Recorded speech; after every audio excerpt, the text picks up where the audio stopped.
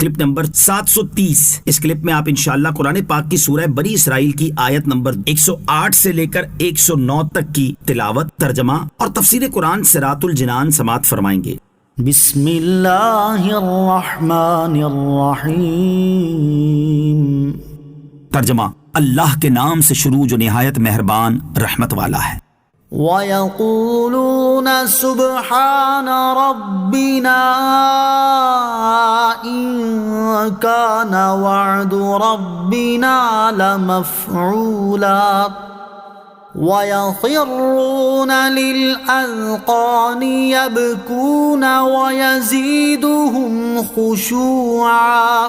ترجمہ: اور کہتے ہیں ہمارا رب پاک ہے، بے شک ہمارے رب کا وعدہ پورا ہونے والا تھا، اور وہ روتے ہوئے ٹھوڑی کے بل گرتے ہیں، اور یہ قرآن ان کے دلوں کے جھکنے کو اور بڑھا دیتا ہے۔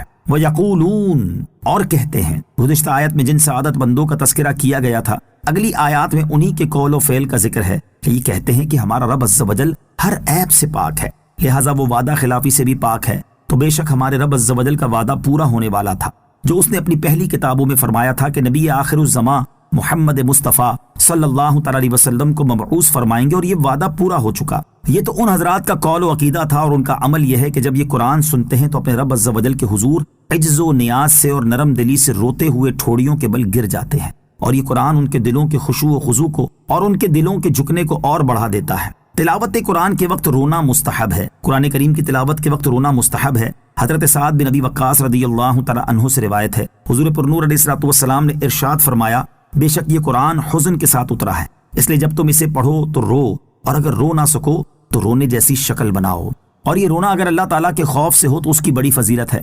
چنانچہ ترمذی و نسائی کی حدیث میں ہے، حضرت ابو ہریرہ رضی اللہ تعالیٰ عنہ سے روایت ہے، نبی اکرم صلی اللہ تعالیٰ علیہ وسلم نے ارشاد فرمایا، وہ شخص جہنم میں نہ جائے گا جو اللہ تعالیٰ کے خوف سے روئے۔ تلاوت قرآن سے دل میں نرمی پیدا ہوتی ہے۔ اس آیت سے یہ بھی معلوم ہوا کہ قرآن کریم دل میں نرمی اور خشوع و خضوع پیدا کرتا ہے۔ اسی لیے حدیث مبارک میں حضرت عبداللہ ابن عمر رضی اللہ تعالیٰ عنہ سے روایت ہے، رسول اللہ صلی اللہ تعالیٰ علیہ وسلم نے ارشاد فرمایا کہ یہ دل ایسے زنگ آلود ہوتے ہیں جیسے لوہا پانی لگنے سے زنگ آلود ہو جاتا ہے۔ صحابہ اکرام علیہم رضوان نے عرض کی، یا رسول اللہ صلی اللہ تعالیٰ علیہ وسلم، ان دلوں کی صفائی کس چیز سے ہوگی؟